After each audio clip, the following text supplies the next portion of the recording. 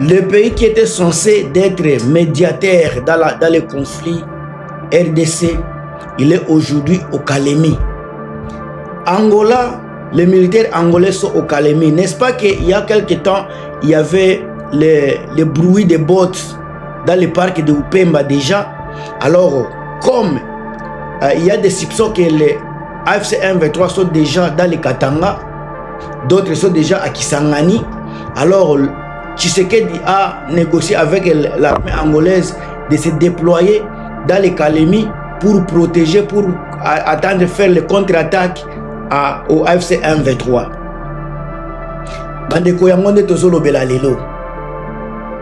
Aujourd'hui, une question dérange de plus en plus observateurs rebellés.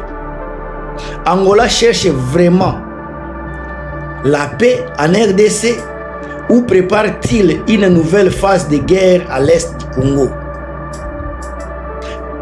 Angola a déjà na kati ya Congo avec ses militaires na kati ya Kalemi.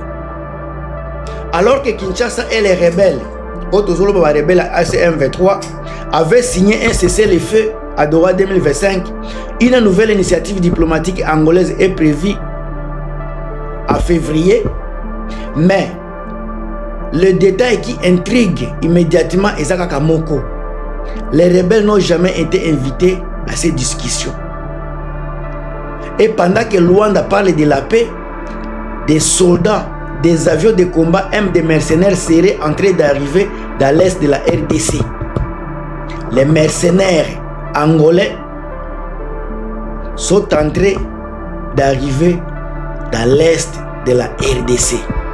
Que se passe-t-il réellement?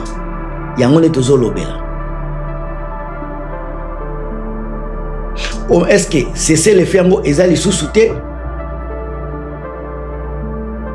Objectif était, il y a Angola qui est la médiateur. Ils allaient arrêter les combats, ouvrir et cesser les dialogues, pour stabiliser l'est de la RDC. Ça, c'était la mission qu'on a donnée à Angola. Balobin Angola, Kendeko, mega arrêter Bitumba, Fungola, espace à dialogue politique, et puis stabiliser Est à Congo. Mais selon plusieurs ressources sur le terrain, cet accord n'aurait jamais été respecté par la coalition militaire soutenant l'armée congolaise. Les combats ont continué depuis plusieurs zones au nord et au sud Kivu, et c'est dans ce contexte qu'apparaît soudainement l'initiative angolaise depuis 9 février 2026. Alors, bande Konga naza kopesa bino makambo bato baza kolobate. Initiative angolaise qui pose question aujourd'hui. Le 9 février, Angola annonce une nouvelle initiative diplomatique pour la paix à l'est de la RDC. Officiellement, l'objectif est de désarmer les tensions et stabiliser la région. Mais très vite, plusieurs analyses soulignent un problème majeur. AFC M23 n'a pas été consulté. AFC M23 n'a pas été consulté, au moins dans la vidéo, depuis le 9 février 2026.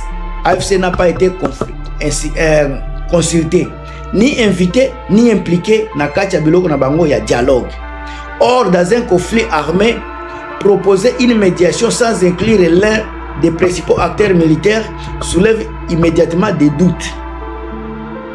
Certains observateurs parlent déjà des initiatives déséquilibrées dès le départ. Alors maintenant, des soldats angolais arrivent déjà au Congo, sont déjà au Congo depuis le 24 février. Le 9 Angola ayaki kobanda kolobela makambo ya dialogue ba cesser les faits. Mais 2 semaines après le 24 février, environ 100 soldats angolais seraient arrivés à l'aéroport de Kalemi le 18 février. Mais le rapport est publié le 24 février. Encore une fois, comprenez bien. Le rapport publie ceci. Le rapport est publié le 24 février 2026. Environ 100 soldats angolais seraient arrivés à l'aéroport de Kalemi depuis le 18 février 2026. Peu après, ces soldats auraient été déployés vers Baraka et Fizi dans la province du Sud Kivu. Ces zones sont stratégiques, car elles se trouvent près des plateaux des territoires de Fizi où plusieurs groupes armés sont actifs. Mais cela n'est pas tout.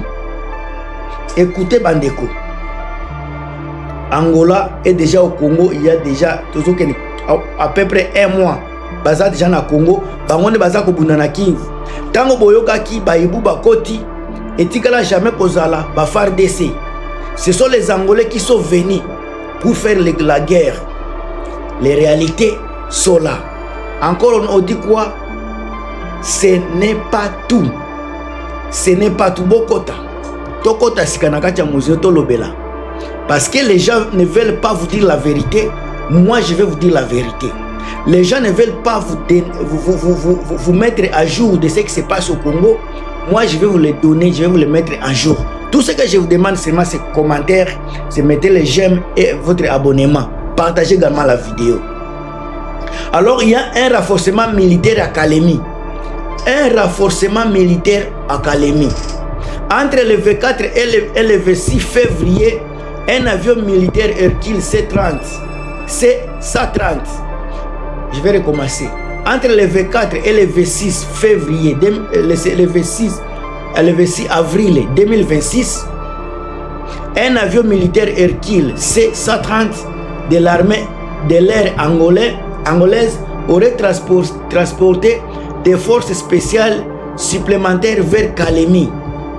Ces renforts viennent soutenir les unités déjà présentes. Selon une source militaire citée dans ces rapports, l'Angola pourrait aller encore plus loin. Un bataillon complet serait à préparation. Écoutez, ces bataillons comprendraient des forces spéciales, des opérateurs de drones, des unités de soutien logistique, tous basés autour de l'aéroport stratégique de Kalemi. Ça, c'est ce qui nous est arrivé et ce sont des informations vraies à vérifier. Depuis le V4 et le V6 février 2026, l'avion militaire Hercule C-130 de l'armée de l'air angolaise aurait transporté des forces spéciales supplémentaires vers Kalemi. Si on parle de supplémentaires, donc il y avait déjà, et puis ils ont augmenté ces supplémentaires. Ces rapports viennent soutenir les unités déjà présentes. Vous voyez maintenant, déjà présentes. Selon une source militaire créée dans ces rapports, et une source militaire citée dans ces rapports, l'Angola pourrait aller encore plus loin. Un bataillon complet serait en préparation. Alors ces bataillons comprendraient des forces spéciales, des opérateurs de drones, des unités de soutien logistique, tous basés autour de l'aéroport stratégique de Kalemi. Oh, je ne vous ai pas dit. On parle également de la présence des mercenaires. Un autre élément qui attire l'attention. Alors, toza toujours kolobela oyo bazako bomba. Bande konaza ko pese la bino ba information Angola akota asalaka neti. Aza loyal, aza na logique, mais en réalité aza sima ya bitumba, aza na régime ya Tshisekedi, aza parmi batu bazako soutenir malheur ya peuple congolais. Angola, il est derrière malheur ya peuple congolais.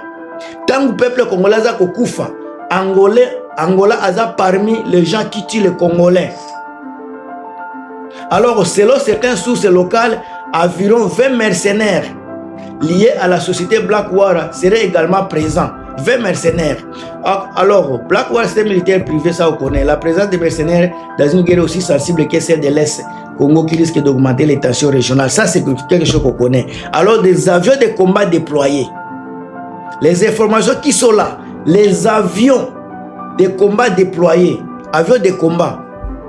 Les informations les plus surprenantes concernant l'avion, selon plusieurs rapports, les avions de chasse Sukhoi Su-30 et Su-25 angolais auraient été stationnés à Kalemi.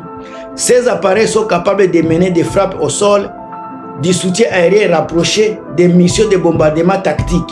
Ces avions seraient destinés à soutenir l'opération contre AFC M23, les groupes autodéfense de Banyamulenge, MRD Twira Neo, dans les plateaux du territoire de Fizi. Si ces informations sont confirmées, encore une fois écoutez, si ces informations sont confirmées, cela signifierait une implication militaire beaucoup plus directe de l'Angola dans le conflit. Alors, la position officielle de l'Angola est celle-ci. Officiellement, Angola affirme pourtant une chose très claire. Le pays ne souhaite pas s'engager militairement dans la guerre.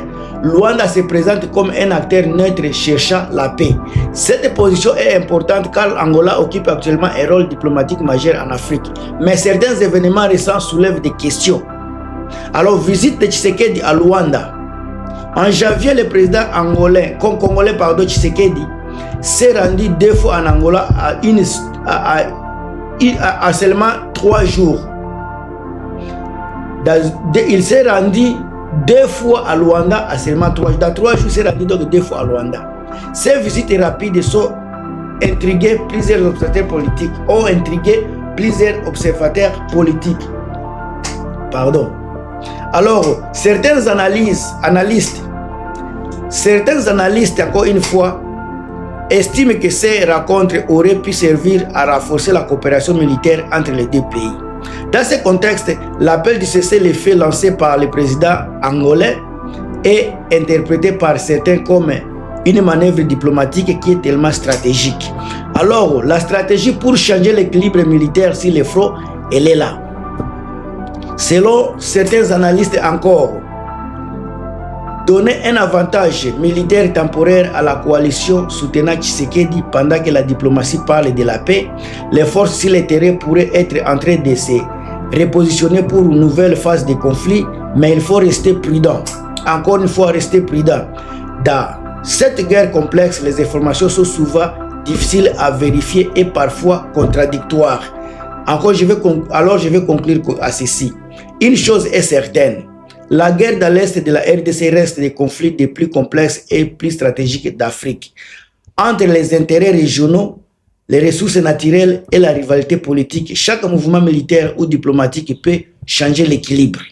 La grande question aujourd'hui est donc la suivante.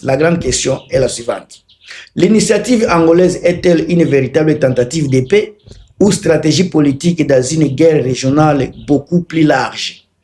Les prochaines semaines pourraient apporter des réponses. Chers amis, je suis à la fin. Donnez votre point de vue dans les commentaires. Et surtout, n'oubliez pas à vous abonner et à mettre les j'aime. Likez la vidéo.